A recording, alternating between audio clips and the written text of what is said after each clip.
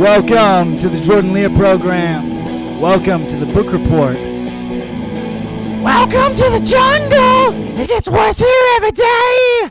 I'm Axl Rose, and I put out 2 great albums. Use Your Illusions 1 and 2. Oh, actually, that and Appetite. That's 3 albums. Anyway, welcome to the jungle. Upton, Sinclair. 1906. One of the most famous books of all time. I don't know why it's not mandatory required reading before you even try getting a god darn job in this gosh forsaken country ran on capitalism. Look at this crazy stuff they're doing, cutting up factory style, all these bad meat practices. The Jungle. Have you heard of The Jungle? I hope you have. This is a historical novel written in 1906 by Upton Sinclair. It's 413 pages long. It is a story about 1900 Chicago, an immigrant family from Lithuania. They're working in the meat packing industry, getting effed up by wage slavery, unsanitary conditions, and human exploitation. American dream? How about the farting American nightmare, buttholes? The story exposes government and business corruption and led to sanitation reforms in the Meat Inspection Act. Yeah, supposedly. That's what a lot of people are like, oh, this book caused them to pass a bunch of laws that make it so we have safe practices for, what is it, manufacturing meat. That's not a good way to harvesting meat. You really, when you kill an animal, okay, so, hey, explicit content. Parental advisory, advised for you. Okay, when you kill an animal and you take we have no idea. No one has any farting idea about how do you get the meat from it, man? It's not pretty, I'll tell you that much, man. And when you're trying to do it on a massive scale, things get wild, okay? And yeah, the word is that they passed laws of sanitation acts for this, but Food Inc. just came out in 2007, the documentary, and a lot of stuff is just as bad as it ever was, man. It always was, and it's 3 companies own everything. It's messed up. Anyways, I love my country. I love money. I love the Illuminati. I will take this podcast down immediately, and I have no idea what I'm talking about. Remember that, folks. But there's a reason why there's never been a movie made out of this book. It's because I don't think they want it to be made. I can't believe how famous this novel is, actually. And it is a novel. It's a story he wrote. Now, Sinclair himself, this is socialist propaganda. A lot of people are like, it is a story. And he was a socialist. He didn't believe in capitalism. He thought that, I'm explaining this. I'm learning about this as I'm explaining this. But, socialism. He thought that everyone should have a share in, the business, what's going on. You shouldn't have to work for some private-ass corporation. We should all get a share of the land and all this stuff. And anyways, so he wrote that with that in mind. So keep that in mind. Now, I will say, what do I think about this book? Awesome. Like I said, I can't believe it's not mandatory reading. Gruesome. Definitely a gruesome book. Really detailed on every horrific thing you could think of, happening to a person in life, whether it was physical or mental or just loss, death, disease, famine. People taking advantage of each other, people murdering and raping each other. Not good, it's bad. Explicit content. Okay. Should be mandatory reading before entering the workforce. That's what I think. It's an important book. I know a lot of people. I haven't met that many people that have read this book. A couple. Just a couple. It's weird. We all know about it too. It's horrifying. It's kind of funny. Upton Sinclair definitely has a real dark sense of humor at times, and I'd have to I'd flip through my underlined parts. But he has comedic relief where he's like, "Oh man, some guy's about to die, and it's too bad he couldn't put his efforts towards the greater good of the workforce anymore. He mourned not being able to deliver his back towards slaughtering the pigs any longer. Just dark ways of being funny where you got to look at the context of like, dude, this is 1900. We think we're so funny now coming up with dark humor, and it's not like he came up with it, but it's interesting to see it back then, like a Coen Brothers-esque, but in literature form. So just probably, what else do I got about this opening? It's 413 pages. Did I say that? I read all of them. I'm smart as hell. Chicago, about the stockyard. I'll get to it on my vocab, but stockyard, I became familiar with what that is, but that's where they bring all the livestock in to set them put, to transfer them to another place, or start butchering them and putting them on the line. And the point is, it was like a super gross part of Chicago. A super, just the animal shit. That alone. And then once you kill the animal, the carcasses, all this bad stuff, and then it's all dripping into the river and polluting the hell out of the river. And that's the reason that they had to reverse the flow of the Chicago River to get it to clear it out, because it was all fucking emptying into Chicago years ago, and now they're just turning it the other way, and it's still like, they call it Bubbly Creek. It's all this fucking thick. Oh, I'm getting ahead of myself. Polluting the Chicago River. This novel and Upton Sinclair, the term muckraker, the term meaning like a writer that writes to like expose issues. You write for a cause. You know what I mean? Him and some other people, but he's the real dude that did that. All right, I feel like that's a good launching point. I feel like you know about this. I'm gonna go through the story. All right.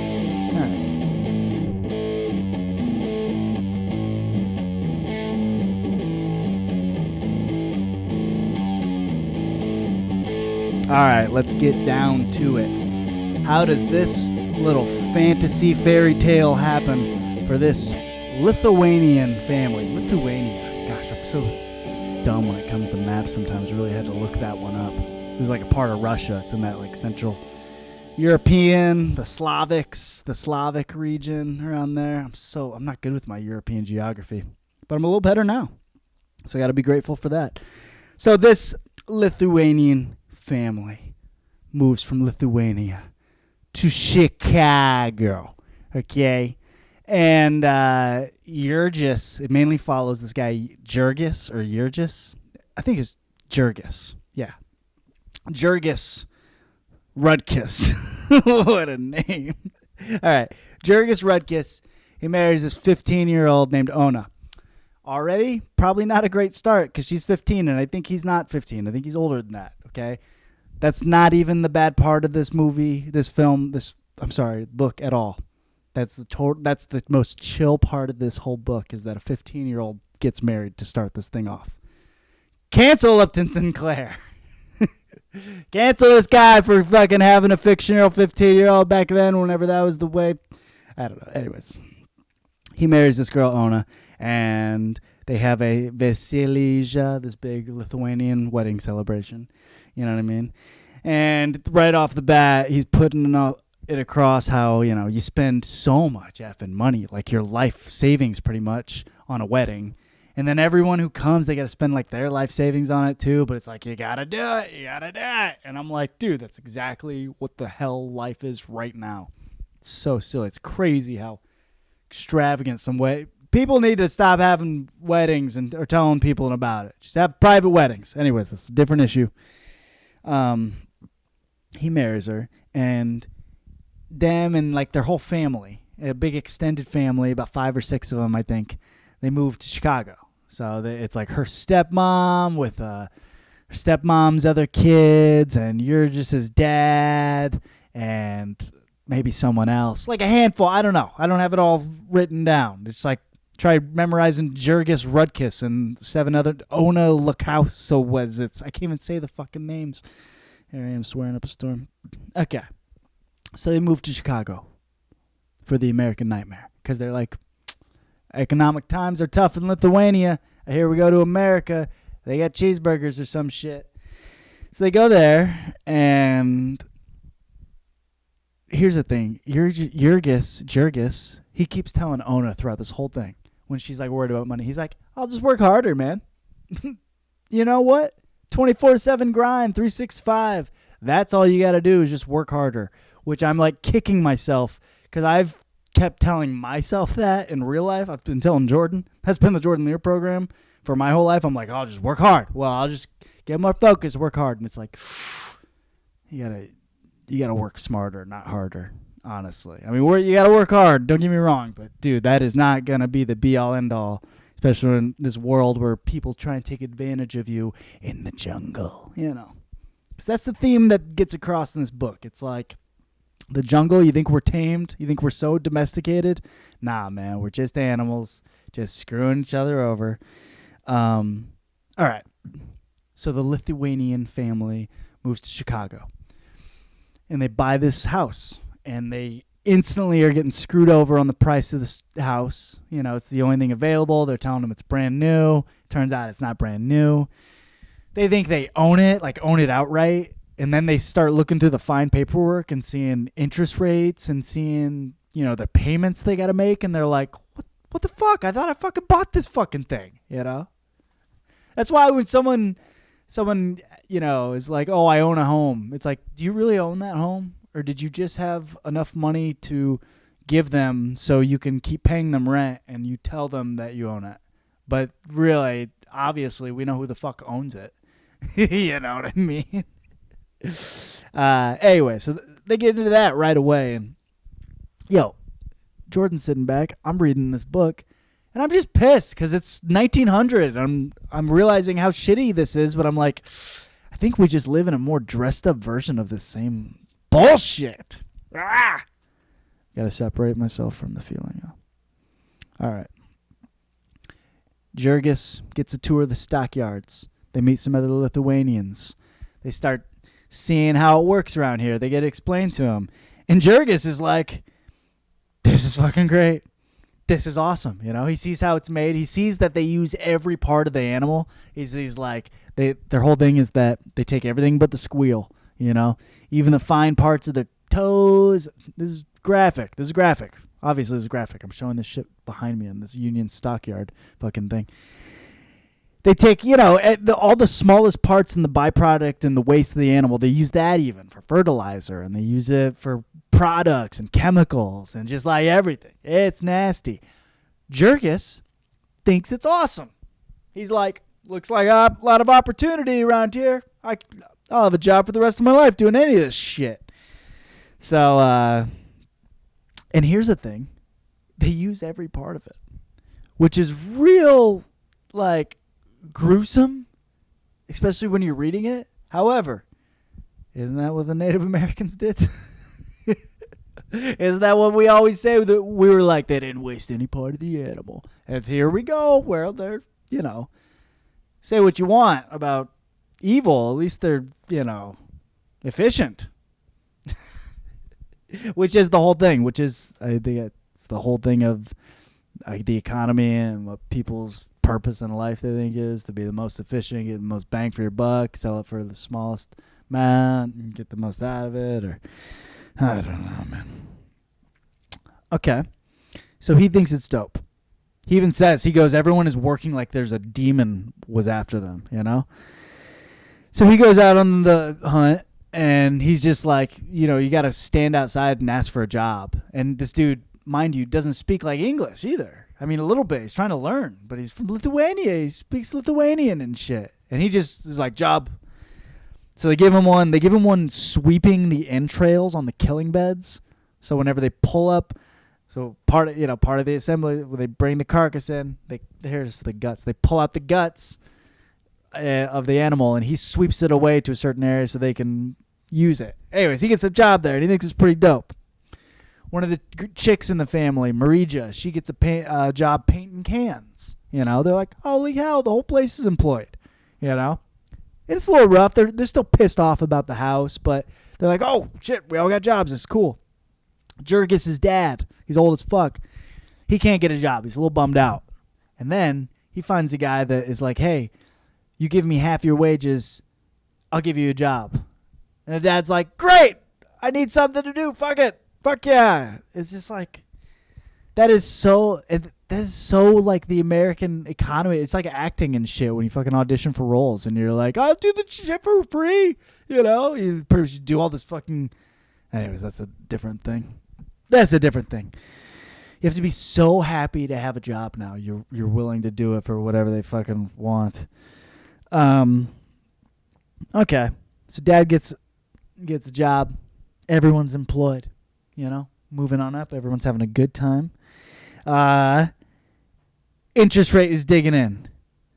And then he's starting to figure out that they're just fucked. He's like, dude, we just make like just enough to live just to get back here. He's like, God, I'm trying to get me and Ona out to get our own place. He's like, we're married, but we can't split off because we still got to stay here and support everyone else. And God, I thought I'd have like this fucking money together by now, and they're just not. And he's like, it was all robbery for a poor man. Everything was poor man, you know? He's like, he started thinking about rights because he's starting to hear talk the people in the union that work at the meatpacking place, and they're talking about rights, and he's like, what right? I thought I just had a right to like look for a job. And then I had a right to do what I was told after I fucking got that job. I didn't think rights. You want to talk about playoffs? Try to fucking win a damn game first. So it starts getting a little not so good, okay? So one of the kids in the family, one of like the younger brothers or whatever, Stanislav, they're like, yo, homie, you got to start working. So they send the kids off to work, man. They send the kids off to go fucking sell newspapers in the city. And it's like everyone is strapped. Everyone's strapped. They like just have enough to survive, okay? Then dad dies. Dad dies because there's chemicals all over the fucking plant and they're getting in, and everyone's got tuberculosis or rheumatism and just bad shit. It's filthy. The water they're drinking is filthy. The water in the Chicago River is filthy, okay? People are sick. They're laid up. You can't even afford to take off work, though, and then you're sending your kid off. It's not good, man. So dad dies, but dad's old, so it's like not so crazy, right? It's like not the worst fucking thing that ever happened. Then unemployment comes around. Oh, when the cash flow stops, you gotta turn into a hoe. So one of the chicks in the house, Marija, she loses her can painting job. And then another person loses their job, and they're like, oh, man, we're realizing how feast or famine this is. They're like, oh, we showed up. We were here for the good season. And that's why we got jobs, and we're making all this bang. And they're like, oh, dude, it doesn't add up because they're like, oh, sorry, we have no work available. And it's like, well, fuck, I should have saved my money, but I don't have enough to fucking survive. And so like it still is. So then Jurgis starts trying to go to union meetings a little bit. He tries protesting a little bit. He's like, this is bullshit. They got fucking, the gruesome parts of, the disgusting parts of the packing plant start getting expressed here about how there's rats. The place is infested, the meat packing plants, and the rats are falling into the food and the meat grinders, and all sorts of, body parts might go into the meat grinders. People lose appendages. It's just, there's poison, spoiled meat they don't give a fuck for. They'll can that anyways. Cows have tuberculosis. It's like they don't care, man. They find a way, even though things might be regulated in some sense, everything gets passed over, and it's just bad, dude. They've got Bubbly Creek, because they've got a lot of this animal waste going into the river, and it's so thick you could like walk on it if you want, apparently.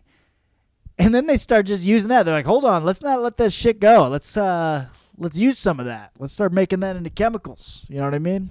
Ugh. Gosh. And then one of the dudes in the family that's married to one of the girls, I haven't named any of these people, but one of the other random dudes that's helping, not our main guy Jurgis, but another guy Jonas who had a job. He looks around and he's like, hey guys, I know we're Lithuanian, but we're going to do a little Irish goodbye. He doesn't come back one day. He's like, fuck it, peace out. And that's, honestly, that's the move. He's gone. He deserts the family. I mean, he's like, dude, this is so fucked. I'm like just paying a little bit to like help support all these fucking people. And he's like, I can't do it anymore. I'm like dying, dude. I'm out. So he's gone. And then one of the kids dies. One of the kids in the family, he's like 12 or 13, he dies. He's fucking cold as shit. You know, he gets bad. He gets sick. One of these illnesses. Not good. Then Jergy gets hurt. So our main character guy, he gets hurt. So he can't even fucking work his shitty job anymore. You know? Doesn't that suck when you just fucking... You can't even go do the thing you don't want to go do, and you're pissed about that, and it's full of shame and all this shit. And needless to say, Jurgis is looking around, as is everyone, and he's like, this is bullshit. And he keeps telling Ona, his wife, this whole time, he's like, oh, honey, I'll work harder. Sorry. I'll work harder. And he's starting to figure out, he's just fucked, man. I'm sorry, Jurgis. I'm sorry. So he gets hurt. He's laid up for a while. Ona stops coming home as much. She's like later and later at her job. See, what's that about? Jurgis finally gets back up and healthy to work, and his job's gone. You know, they don't keep it for him. They're like, fuck you, bro. And he's like, well, can I have it back? He's like, no, what? You're hurt. You like, you kind of suck at this job now. So he takes the worst job you can take, which is the fertilizer job, so that waste that he was like scrubbing away, I think he's like working with that now. He's like working with those guts and whatever, dude. Apparently it puts a smell on him that he can't get out. Can't get out. No one wants to be around him. He starts getting depressed. His wife's not coming home. He's drinking. He turns into a fucking drunk. Loves that liquor, and gives him like just moments of pleasure away from this fucking shit.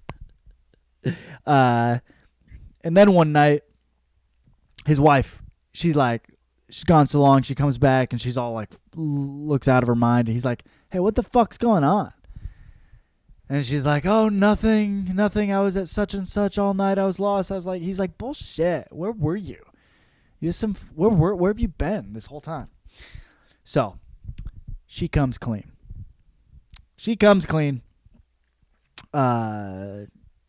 Parental advisory, explicit content for the next shit. So she says what's happening. She's like, okay, I'm going to tell you what's been going on. And it's so fucked up that it's fucked up and everything's fucked. And he's like, well, you better fucking tell me, you know? And she's like, all right. The fucking dude at one of the bosses in the part of the meat packing place where I work, she was painting cans or doing some shit. She's like, homie comes in and the boss dude rapes her. Okay. And he's like, hey, don't tell anybody about it. Otherwise, I'll make sure none of your family ever works here again, anywhere. He's like, I know where your husband works. I know where such and such works. They're all losing jobs, and then you'll all be dead because then you can't eat and you can't work, and you'll be fucked. And he's like, by the way, this is going to happen all the time. So that's what she's been going through. And then on top of that, the female, her female boss in her place is making her like go to the city to work as a prostitute. So she's just like ultimate fucking horror story, you know? And I don't even know if she's like 18 at this time, owning this story. I think this is in their first year. No. Anyways, just nothing but it's horrifying. And it's just, I don't know. Granted, this is, like I said, this is a story. This is a novel. But you know what the world is. It's like, dude, you know this shit happened. It's not good. You just know it happened and still happens in a lot of levels. Bad shit. Especially people put in real tough situations. Ugh, not good. So she tells him that. She tells her husband that. And she goes, well, glad I told you because now you're going to go kill him. And they're going to kill you. And we're all fucked. And everything. Yeah. Like, she's like, I couldn't hold that in any longer. But I'm sure you're going to go try and kill him. And I'm sure it's going to be bad. And here we fucking go. And he heads out in a fucking rage to go do exactly what she says. So Jarius finds this fucking guy. What's his fucking name? Is his name Connor? Doesn't matter. The big bad evil boss guy. He goes and finds him and is like, hey, are you such and such? And the guy's like, yeah. And he fucking attacks him right the fuck away, knocks him to the ground, bloodies him up. He bites him, bites part of his face off and shit. Then they stop him. They stop him right before he can kill the guy. You gotta go to jail. Gotta do the jailing. It's fucking... He's in such despair. The whole family is, because he's just fucked. He's this like immigrant guy. He has no idea how anything works. He barely speaks English. They bring him in front of the judge. He tries explaining what happens. They even have someone that speaks Lithuanian. And he's like, yeah, dude, fucking my wife's getting raped and all this shit. Yeah, this guy's fucking evil. And the guy was like, well, if she had a problem, why didn't she just go complain about it? And it's like, go fuck yourself. What are you fucking talking about? There's a bigger fucking... It's not like that, you asshole, okay? It's not... So, just, I don't know. It's another thing. Like, that kind of shit doesn't change. This is like 1900. This is 1906 that this was written. This is 2024. Dude, that shit happens left and right. Judges acting like that. It's fucking insane. It's insane. Anyway, so he's in jail.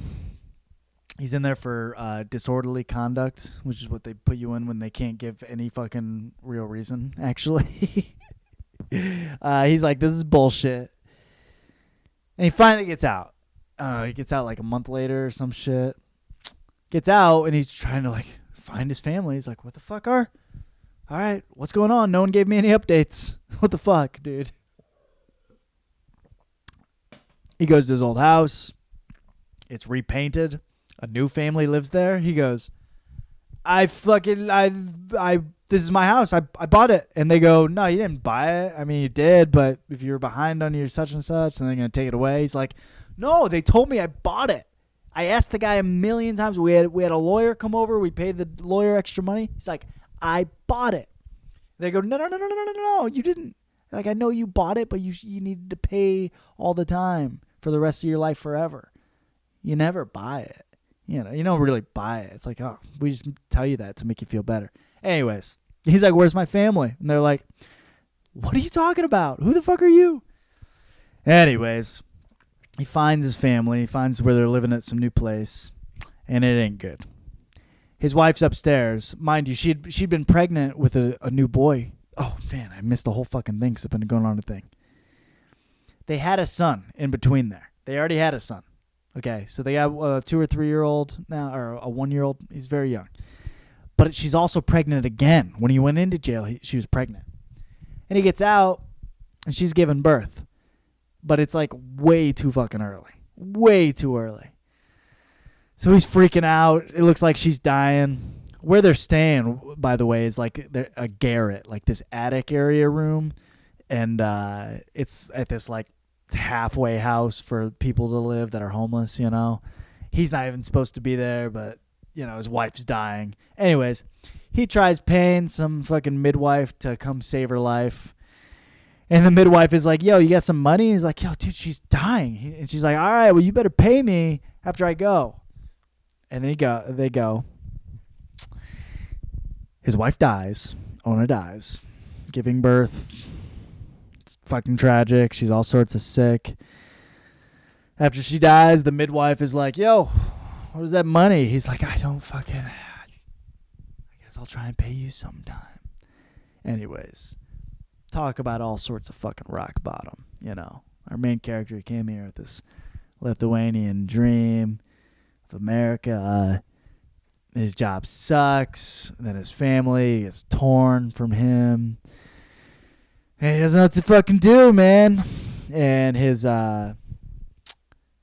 sister-in-law, wife, one of the chicks in the family is like, hey, Jurgis, you got to keep it together, man. You still have a son. You still got a little 2-year-old boy. Antonas, is that his fucking name? Yeah. His little boy, Antonas. He's like, you still got a boy. You got to do what you can for your son. And Jurgis is like, fucking all right, man. I'll fucking do it, man. So he lifts up his head. He tries to keep it together for Antonas. Even though his love of his life, Owen, is gone. He's always been like, I'll work harder. So he goes back and he's like, all right. And he starts getting shitty jobs. And then he comes home one day. And his son is dead. Fuck. Ugh. Heart-wrenching. Antonas, his little boy is like 2 or 3, died in the mud. Drowned in the mud in the muddy, shitty streets. Because it's such shitty conditions everywhere they are that he basically was walking off on this bridge and the bridge fell apart and landed in some mud and he fucking, I don't know, dude. Fucking sucks. So obviously, J-Dog is devastated. All is lost. So what's he do? He hits town. On the road again. I can't wait to be on the road again. It's what you got to do when you lose everyone. It's so sad. I have no good spin on this.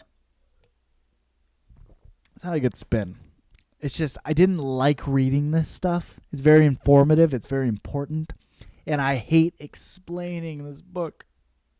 I don't think this podcast should get any views. Maybe it should so you can cheat on your class if you didn't read the book in your exam. But, dude, this fucking story hurts. It hurts. It's not good. But Jurgis, he's like, fuck it, I'm leaving. I'm going to take this train out of here. He's like, sorry, bailing on all this family I knew. Sorry, I can't take it. I'm leaving. And he gets this freeing feeling as soon as he gets to the countryside, man. Gets to the countryside and he finds a river, like a clean river. He's like, fuck this shit. I'm going to take a bath. Fuck this. Takes a bath. Feels great. Feels fucking fantastic. He's basking in the sun. He's in nature. He's like, what the fuck was I doing all that for? You know? Doing it for them people, you know?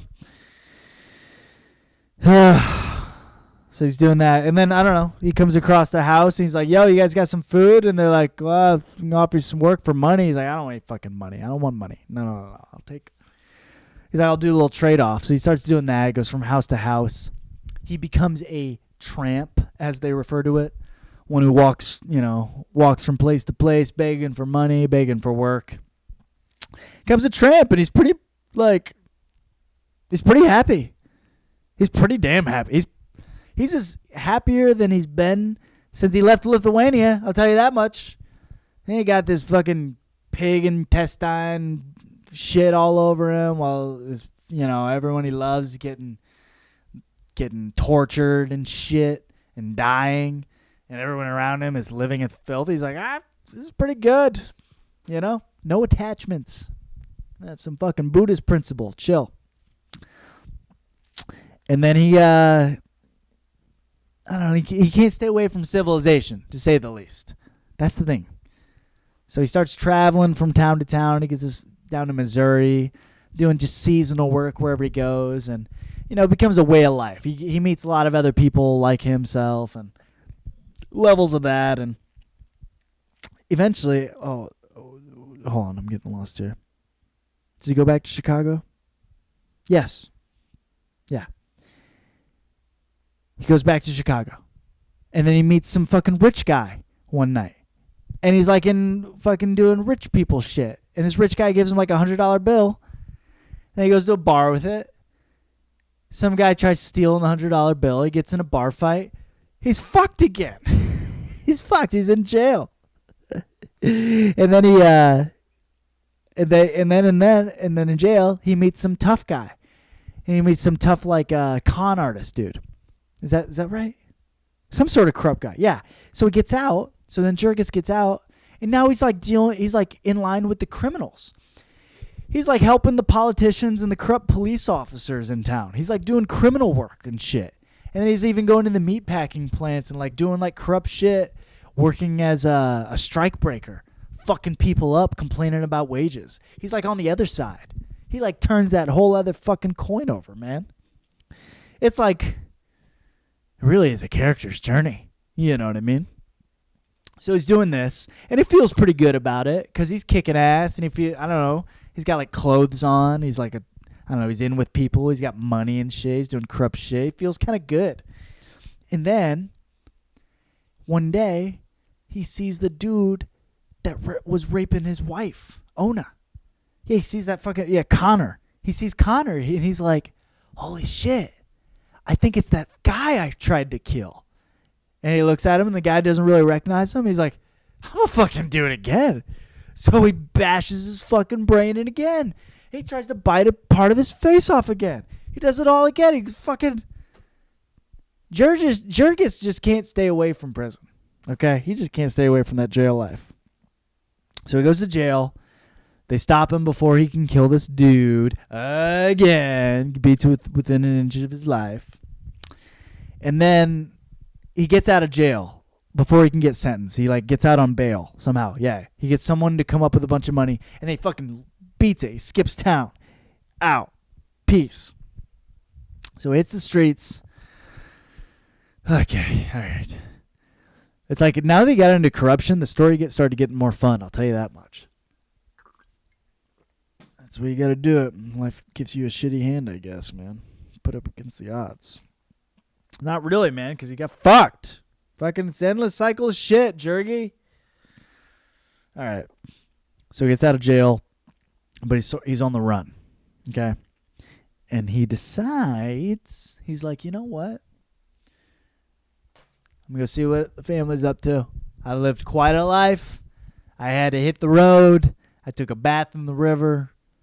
It was like Jack Kerouac shit. And I'm going to see what they're up to. I'm going to see what my old stepsisters, sister-in-laws, and the family, and that kid Stanislav, see what they're up to. And he goes and finds them. So he finds Marija, who I didn't write down who the fuck she is to him. I think it's like a sister-in-law or whatever. Anyways, Marija's had a tough time. She has lost half of her arm.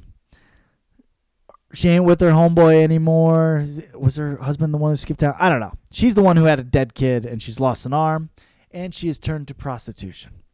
And he has learned that most people that make any money, that's what they'll do. And she's pretty much supporting the rest of the family, living at a place through that. And he's like, oh, shit, why are you doing this? And she's like, for money, you dumb fuck. And he's like, nah, you got to get out of this. We got to get you a job somewhere. She's like, nah, man. And besides, I'm on drugs. They're not going to take me. And he's like, stop taking drugs. And she's like, nah, you dumb fuck. So she's like, yo, yeah, I'm in prostitution. I'm on drugs. Stanislav, that kid died. Rats ate him. He's like, rats ate him? What the fuck do you mean rats ate him? She's like, yeah, he passed out drunk. A bunch of rats ate him. Didn't wake up. That's holy fuck. And she doesn't even want to quit. And then Jurgis goes about and he meets some fucking socialist people. He goes out in the street because his family doesn't. He's like, I don't know. I don't know what the fuck to do for you guys. I don't know. This is all bad. Nothing's good. And then he meets some politicians. And they're into socialism. As Upton Sinclair is into socialism. And I don't know, they get them all hyped up on these ideals. They're like, here's what's problem. When private owners own the means of production and control the factories and the livestock and everything, and we're just paid wages by the hour, we get fucked. We should have the socialistic principle where we all have a share of this and it belongs to all of us, and healthcare is provided, all this shit, all this, and you're just like, all right, I've been through hard times, but I'm Upton Sinclair, and I'm a socialist. That's pretty much how it ends. Fuck. I mean, what do you think? What do you think? It's pretty rough, man. It's pretty rough. It's pretty, I'm like, what do I think? You know?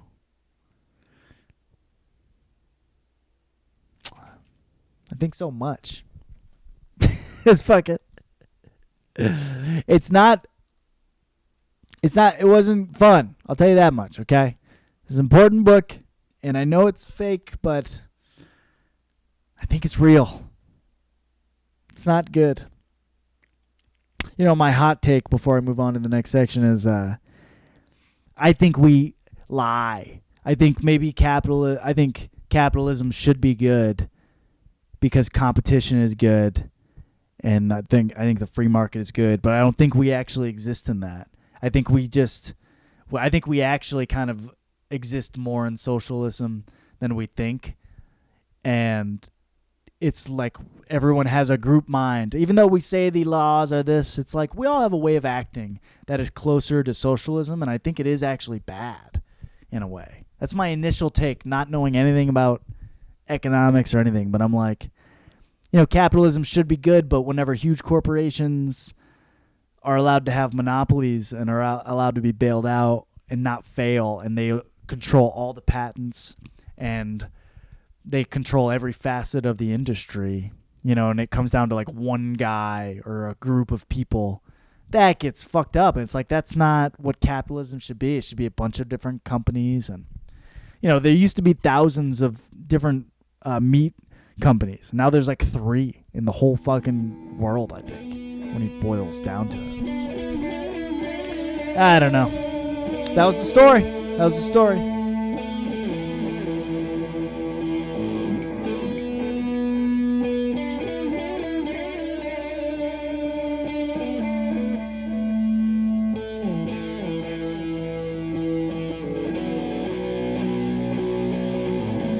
All right, time for a little impact section, cultural impact.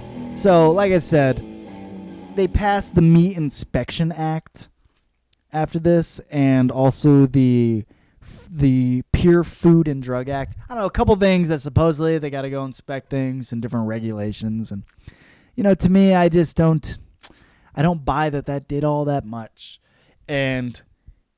Here's another way. Okay, the president at the time, this book comes out. Teddy Roosevelt reads it, and he thinks Sinclair is full of shit. He does, and he's like, dude, this is all horse shit. And then he calls Sinclair into his office. He meets up with him. He's like, is this bullshit or not? And Sinclair's like, no, it's not bullshit. It's what's going on out there, dude. I worked for 7 weeks in the meatpacking plants. I went undercover, and so he's like, okay, we'll pass these things to fucking do this, you know, for the cleanliness. However, Sinclair said about the reception, he said everyone missed the point. He said, I aimed at the public's heart, and by accident, I hit it in the stomach. Because your idea of this book is the sanitary conditions and the way that the meat is butchered and the meat is handled and how that causes disease and how people aren't healthy. That is such a huge issue. Yes, ginormous. Okay. The bigger issue, bro, is the work, is the time, is the work conditions and the little pay, and then the living conditions that are provided to you after work in the city. It was about the American nightmare, and that is that, and then human relations, you know, people preying on each other like predator and prey in the frickin' jungle, man. He was really trying to put across that how fucked up people treat each other.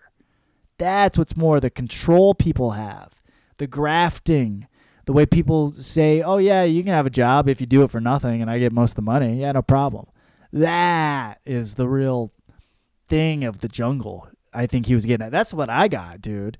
I mean, you got to look no further than fucking Ona getting raped and threatened that, like, they're like, dude, your whole family's going to lose jobs and none of you are going to be able to eat. And then where are you going to go? You know, what are you going to do? You're just going to die. And then even they stayed there and they're all just dying anyways. It's so bad. So that was the point, you know. It could have been them going to a job where everything was clean, good, clean working conditions. He should have wrote that book to get it across. He's like, yeah, dude, it's the fucking. I mean, man, I've had jobs before that were on paper easy, but are so mind numbing and in around negative people and people treating you like shit, even though they weren't like physically hitting you, like people just like treating you so bad mentally and having a weird way of sexually harassing people. Dude, I mean, just that is so vulgar and it's so viral in today's workplace culture. You know, this hierarchy people have over each other and how it consumes the hours you spend. Like, what the fuck is that night? Oh, night. I will take this podcast down if the Illuminati lets me in. But what's with this 9 to 5, Monday through Friday horse shit? What are you talking about? What are you talking about? Oh, God. Same time, if I get a full-time job, I will be so grateful. That's a lot of the impact. There's never been a film made of this. Never. Now, his other known book that I did a book report on, Oil, they made a movie out of. They made There Will Be Blood. Now, Oil, if I compare and contrast the two, it's brilliant because they're two, I don't know, they're opposite viewpoints of the American industrial machine, capitalism versus socialism, because the jungle is from the workers' point of view and Oil is from the owner's point of view. Owner, corporate, the bosses, the boss's point of view. That's what Oil is. It's about the rich dude and him trying to expand his business and the son learning about it and going back and forth on it. But even in, the film version of Oil, There Will Be Blood, they really don't talk about the strikes. They don't talk about the economic problems between the workers and the owners. They don't explore that. And I think that's on purpose. And I think it doesn't help my algorithm as someone who's trying to up the views and is willing to sell out. I'm willing to sell out, guys. You're just not giving me anything. So I got to talk about the jungle. But it's a little weird. It's such a great book. And there's not been a fucking movie made out of it or a miniseries. It's like you'd think this would be a gimme. You'd think there'd be a bunch of versions of this. They're going to get on the second version of Harry Potter, you know. I don't know. They've probably sold more Harry Potter books than The Jungle. I've met more people that have read Harry Potter than The Jungle, to be fair. They made a film version of this in 1914, a silent film, and it's lost. Supposedly, it's gone. It's burnt up. It's gone. Coincidence? I think not. Can't be. I mean, I don't know. And there's been no formal play. There's been a play called St. Joan of the Stockyards, which takes place of this time period. You know, anything having to do with the stockyards, Chicago, it's kind of unavoidable. It's deep in the lexicon, what do you call it? The zeitgeist. Yeah, man. I mean, another one of the biggest impacts this had, I guess I should say, is the quote he had. Upton Sinclair said, "It is difficult to get a man to understand something when his salary depends upon his not understanding it." Yeah, dude. I get that.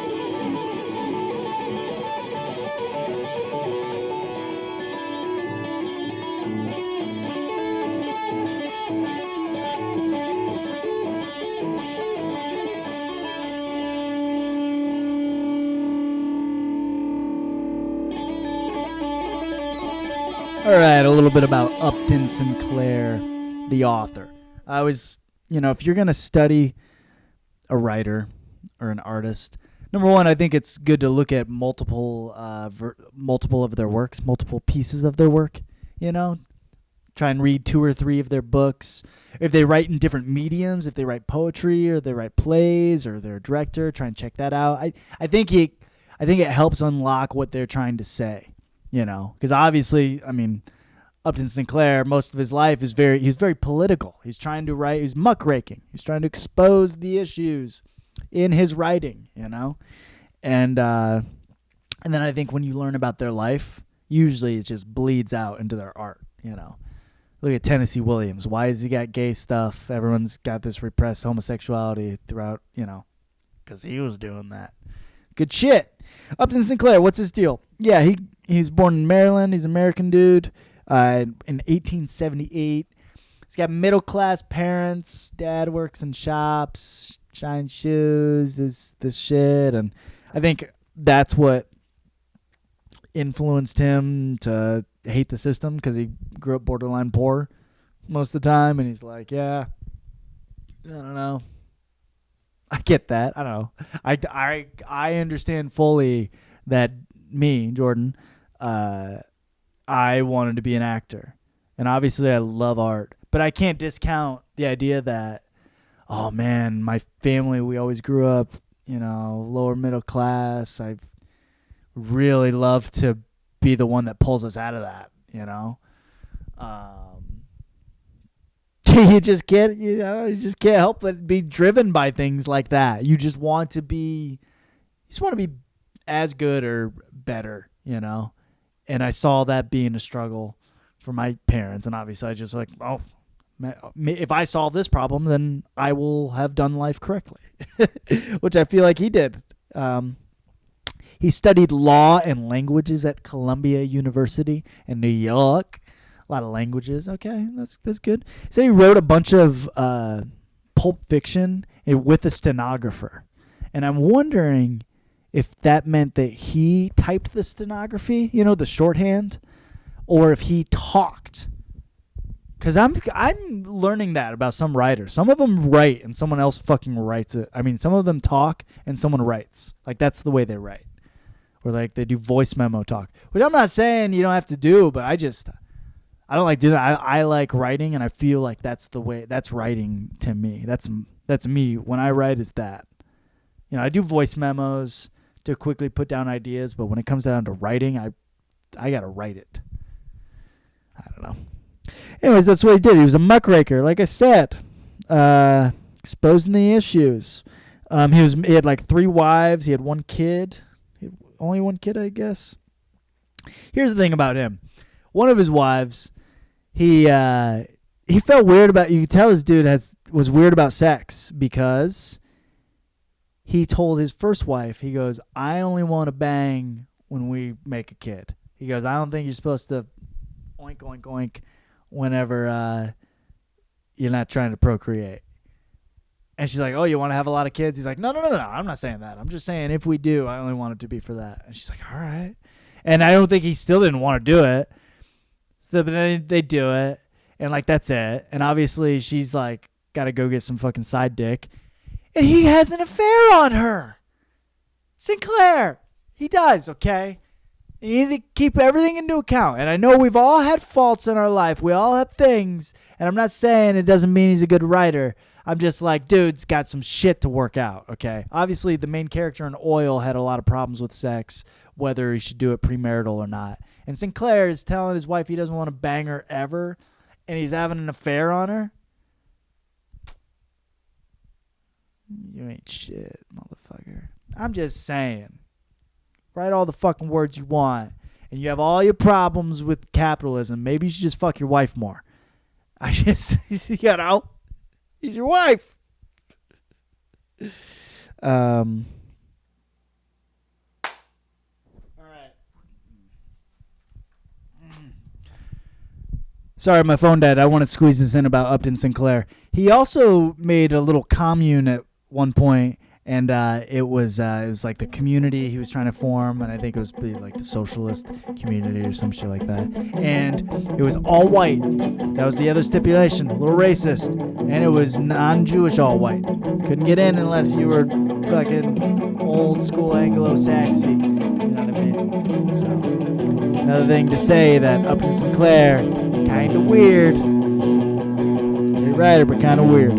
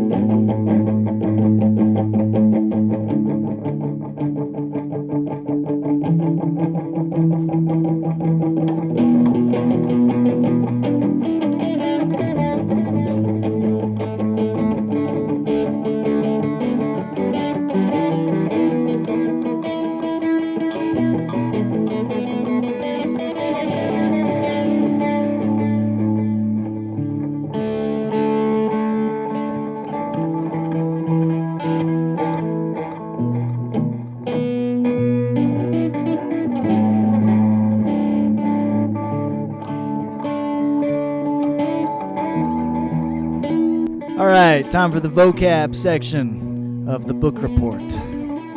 Welcome to the jungle. Welcome to the vocabulary section. This is where I go through a book and I underline every word that I don't know.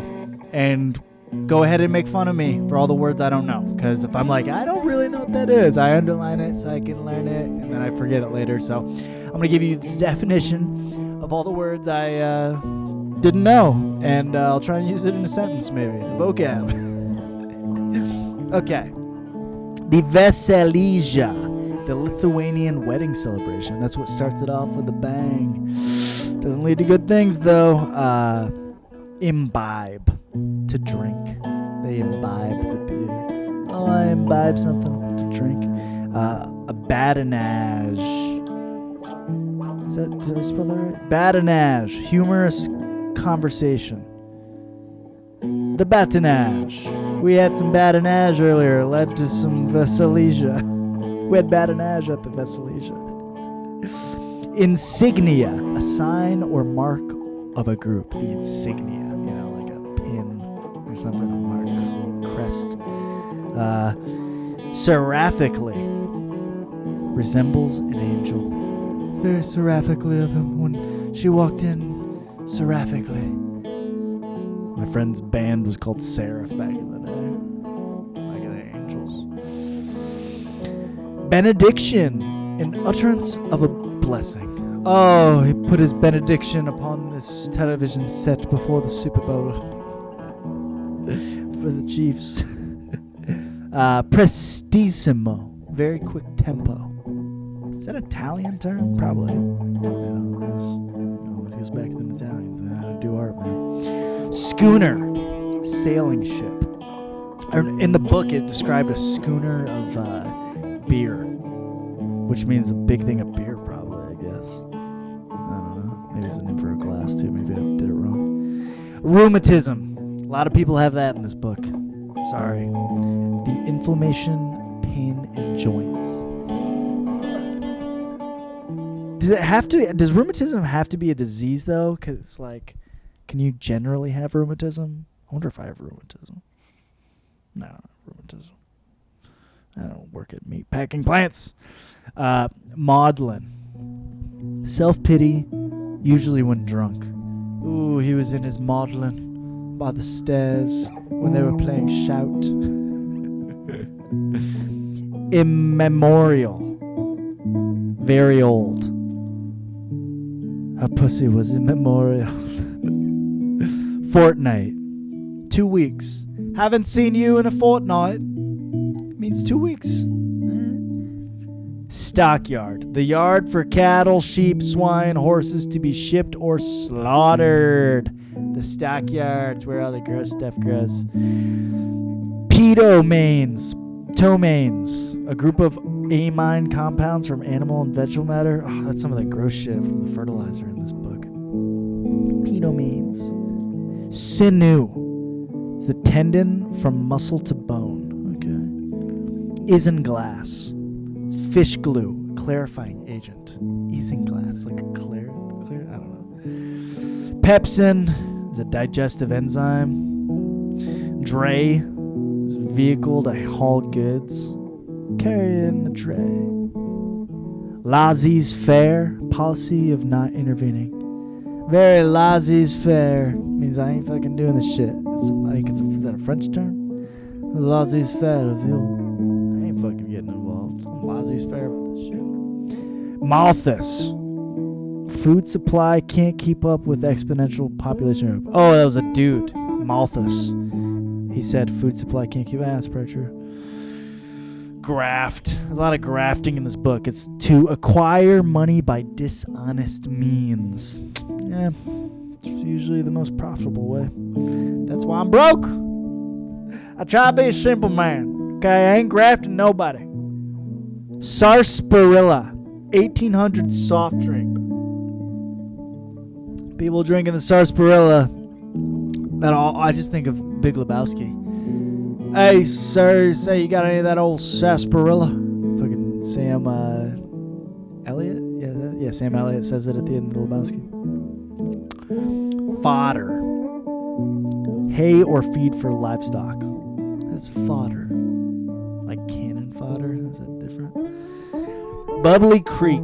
It's the gross arm of Chicago River filled with waste. Bubbly Creek. They actually had to reverse the Chicago River because it was so gross and it was going out into the lake, getting into their drinking water, and it's gross and they didn't give a fuck. I don't know, man. I just don't. They still do this shit everywhere. There's a lot of that everywhere. It's not good. LA, they fucking dump the waste into Santa Monica every fucking. It's gross. The sewage, ew. Whatever, man. There's signs in LA that say, don't dump your waste to the street, it goes into the ocean. It's like, don't set it up so it goes into the ocean, you fucking idiots. There's gonna be waste. You're giving us Jack in the Box. Anyways, obstinate. Stubbornly adhering to an opinion. I am very obstinate about the fact that there's so much manufactured horse shit going on in the world. And I will take this podcast down if the Illuminati lets me in. Please, Illuminati. Pauper is a very poor person. Albumin. It's egg white protein. Okay. Like albumin is like a gross thing they get when they get it from the animals too. Ptarmigan. Medium-sized game bird. Oh, they hunt for that in Life Below Zero, that show about Alaska. Out there looking for ptarmigan. Piecework. Paid according to work produced. How many chickens you plucked today? I pay you by the plucking chickens. You getting paid piecework. Borax.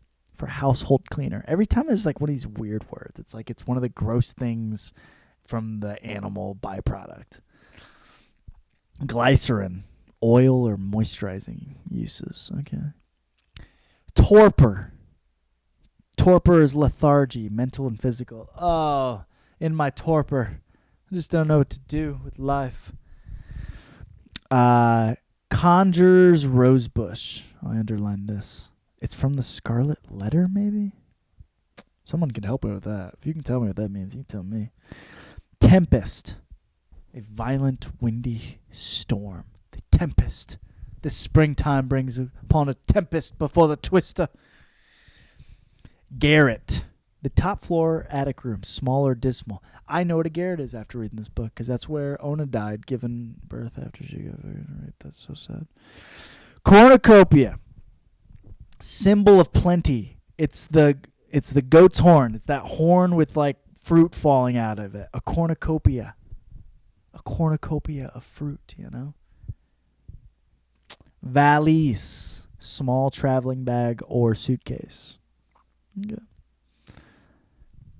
Truant officer, I know what that is. Person who investigates students that aren't going to class.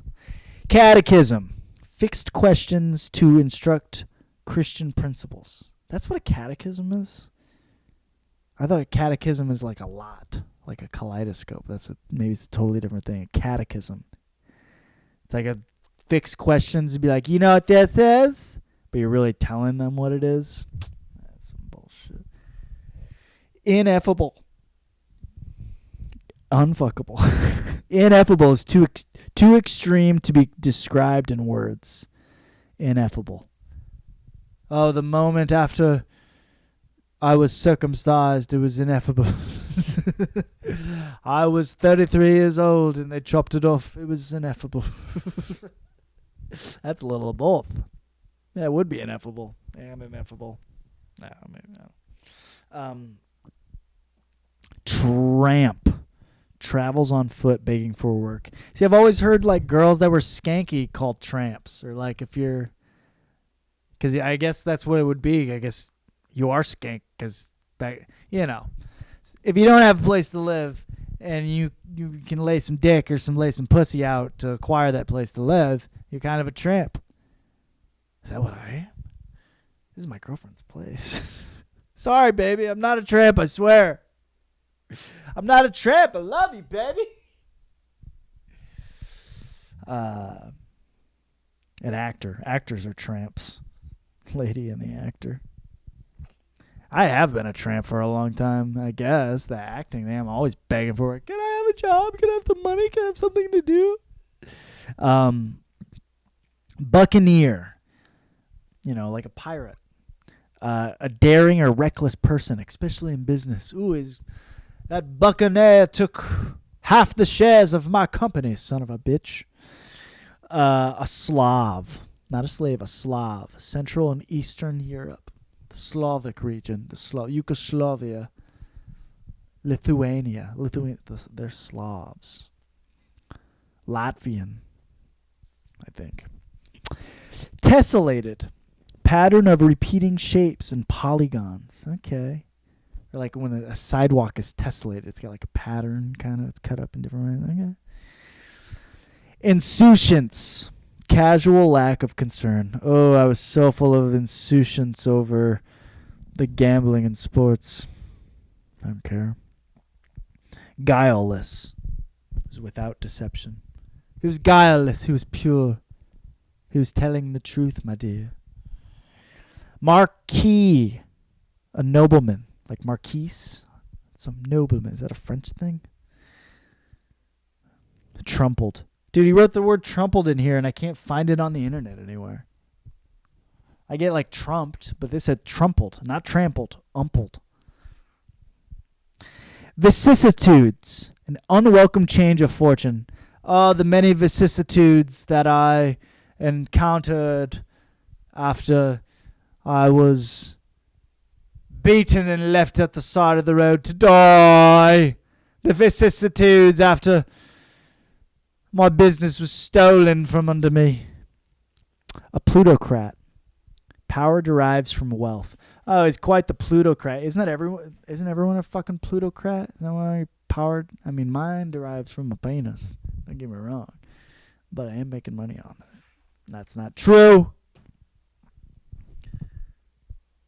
Obdurate is the stubborn refusal to change opinion. Is that same as obstinate? Obdurate and obstinate? They seem very similar. I'm obdurate. Or is that a adjective or a verb? I need to figure it out. I'm trying to tell you and I don't know. Dregs. Solid particles that settle at bottom of wine or coffee. Oh, that's what that is. Dregs. Rife. Widespread. Like that young comic. Subscribe to Matt Rife online. Widespread, like herpes? Saturnalia. It's December 17th, Roman celebration of god Saturn, promising of the spring harvest. Okay. Pangs. Sudden sharp pain. The pangs of despised loved. Yeah, when you lose love, it hurts. Tenpin. Bottle-shaped bowling pin. Obloquy. Strong public criticism or verbal abuse. Tolstoy, Russian writer, War and Peace. The proletariat, the working class people. I am for the proletariat. You gotta be for the proletariat. Duh, that's not. You gotta be. Trail of the octopus. The octopus, imperialism. Octopus is the sign of the imperialist, I guess. That's cool. Maybe I think octopus are just aliens. You know. Granger is a farmer. Populist strives to appeal to ordinary people. Yeah. The populist says they're for the proletariat. Yeah. Hey, I'm for the people, man. I'm a populist. I'm for the metaphysical punk underground, man. Recalcitrant. Uncooperative toward authority. Okay. He was a recalcitrant. He was an anarchist. He was lighting off a cigarette in the middle of the gymnasium. Unregenerate, not reforming or reputing. The unregenerate is also lighting a cigarette in the gymnasium. Fusillade, shots fired in succession. We approached a fusillade. Pew, pew, pew, pew. The fusillade approached us. Okay. Dyspeptic, of having indigestion. I get you. Stygian, extremely dark, gloomy, like the Styx River. That's what Stygian. Oh, my journey was Stygian. There were so many open mics I had to encounter. Archfiend is very wicked and cruel. Pharisees, a member of ancient Jewish sect, not Kanye. Kanye is not a Pharisee. Incendiary is a bomb device likely to cause fire or violence. But I think the way he uses his intentions were incendiary. It's like he was trying to take him down. That's the vocab, man. Those are all the words I didn't know that now I know forever. Right? I know it.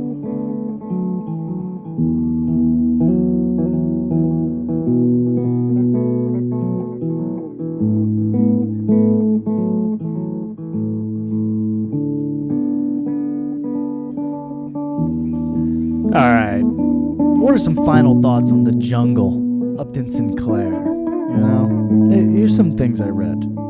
This is some haunting things. I kept wanting to underline everything in this book. This is a moment early on, whenever, what is this?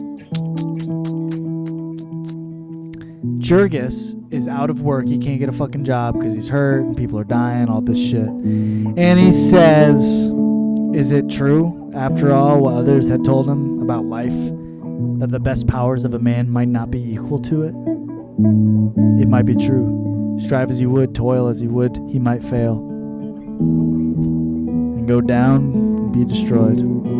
The thought of this was like an icy hand at his heart. The thought that here, in this ghastly home of all horror, he and all those who were dear to him might lie and perish of starvation and cold, and there would be no ear to hear their cry, no hand to help them. It was true, it was true. That here in this huge city, with its stores of heaped up wealth, human creatures might be hunted down and destroyed by the wild beasts, powers of nature just as truly as ever they were in the days of the cavemen. That's the part where this is the jungle, man. Like, this is really... That's my fear in life, you know? I've set out, and I've been so blessed. I have a lot of people to help me, and... Man, it's so scary, though, because you just put out, and you're like, oh, if I'm just a good person and work hard, that, like, something good's gonna happen. It's like, dude, bad shit might happen anyways, you know? Being a good person and being good at things isn't... It's not always good enough, It's not a good enough reason to quit. I'm not saying that, and you can't be a nihilist. Like, what's the fucking point? But it's just, man. Things are tough. On the contrary, try as he would, Jurgis could not help being made miserable by his conscience. It was the ghost that would not down. It would come up upon him in the most unexpected places. Sometimes it fairly drove him to drink.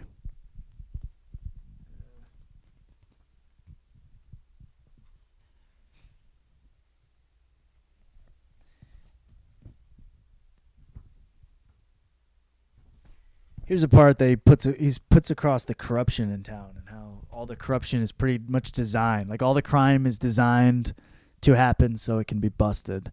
The law forbade Sunday drinking.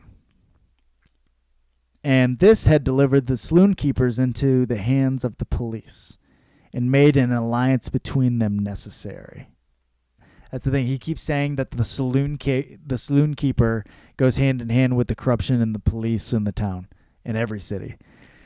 The law forbade prostitution, and this had brought the madams into the combination. It was the same with the gambling housekeeper and the pool room man, and the same with any other man or woman who had a means of getting graft and was willing to pay over a share of it.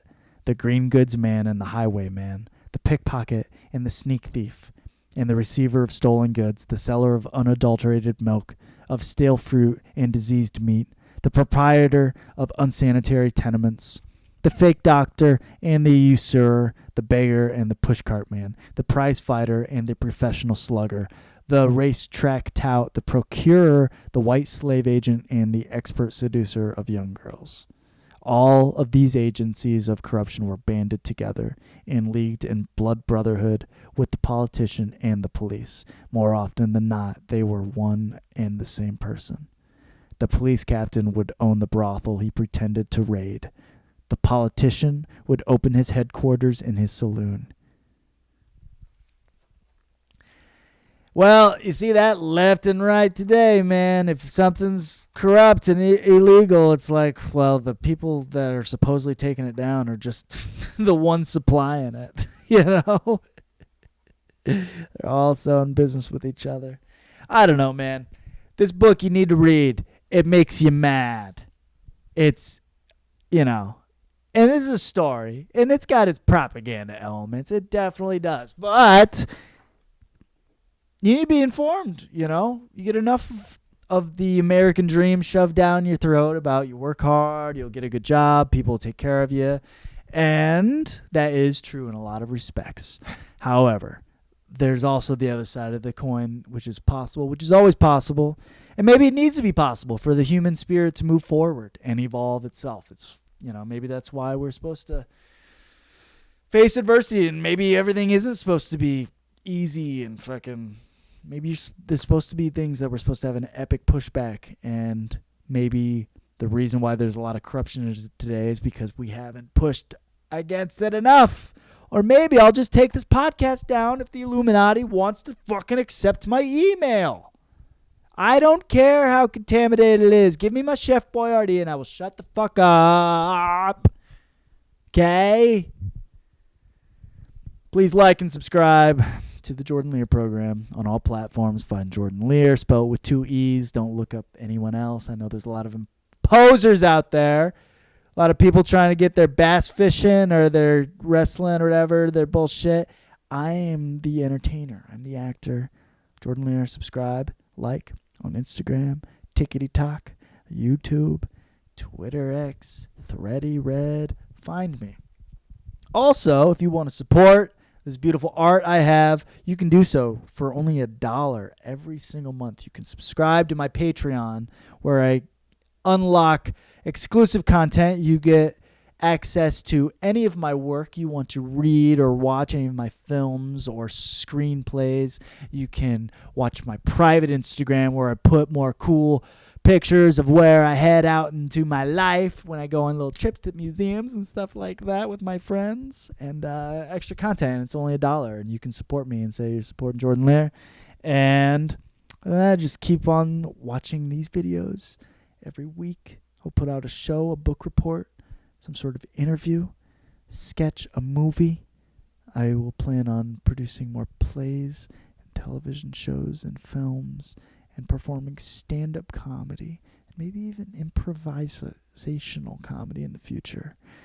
And although there are many trials and tribulations in this industrialized capitalistic society, I'm down and I'm in and I'm not scared.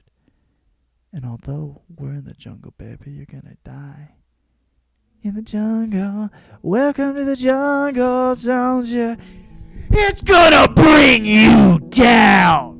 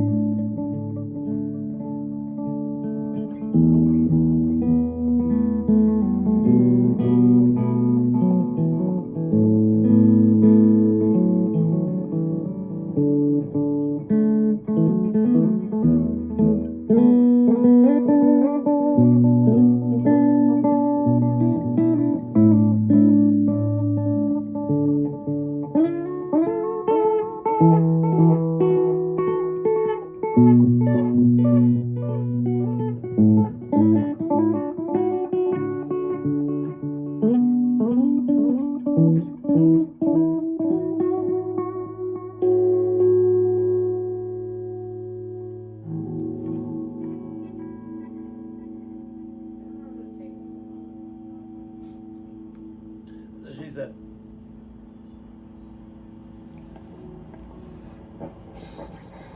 Smells great.